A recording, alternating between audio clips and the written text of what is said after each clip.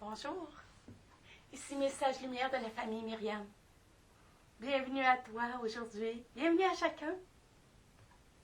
On vient de célébrer dimanche dernier la Pentecôte et demain, on va célébrer la Trinité. Et je ne peux pas passer sous silence le trésor qu'on a ici.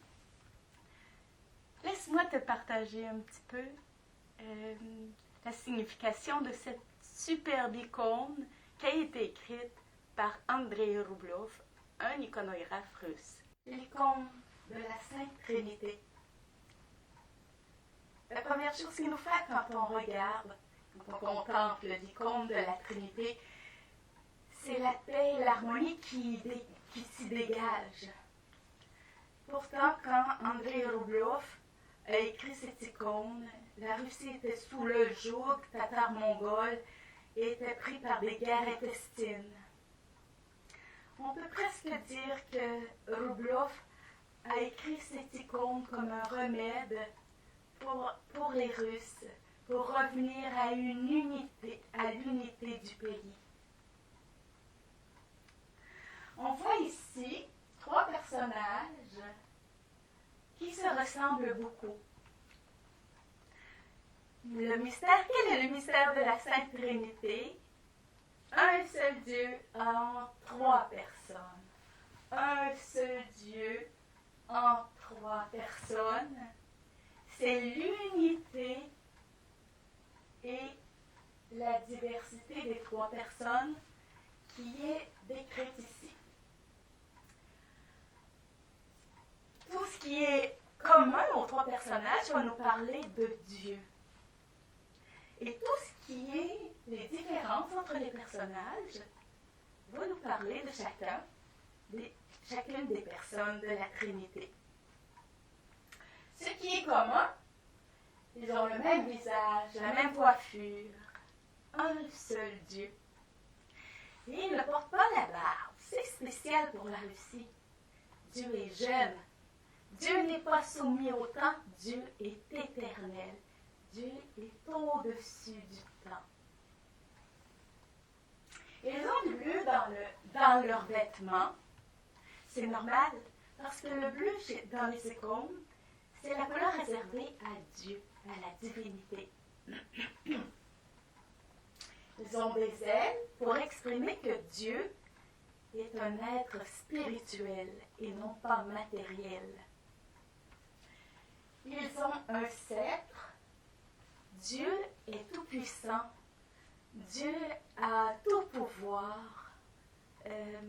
Dieu est le souverain par excellence.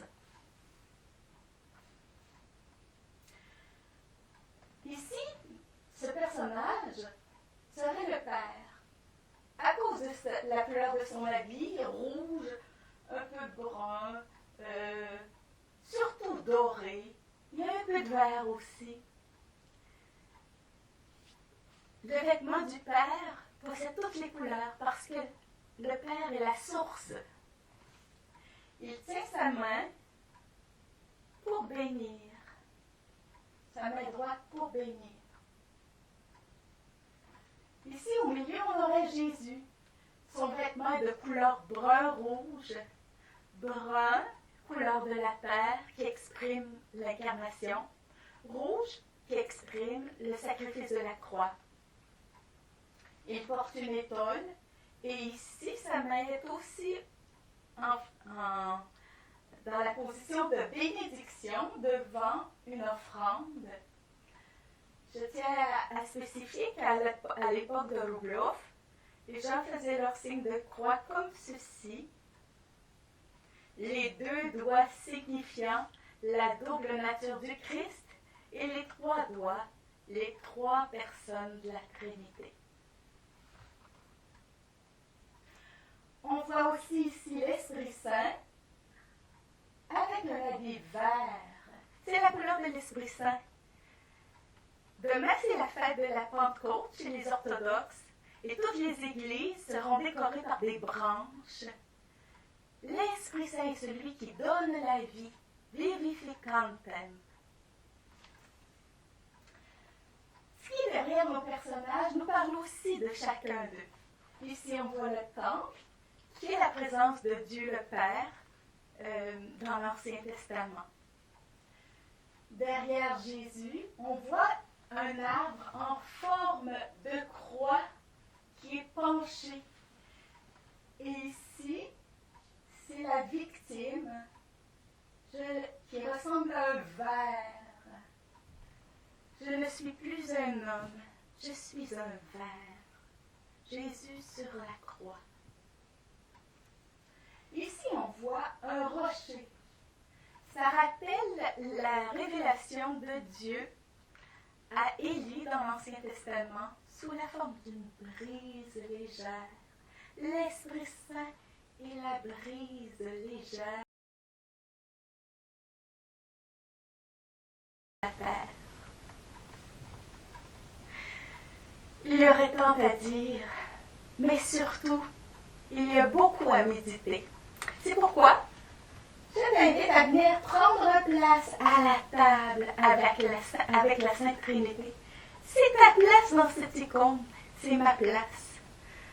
Que nous vivions un moment de communion avec la Sainte Trinité, avec l'unité trine. Au revoir et à demain.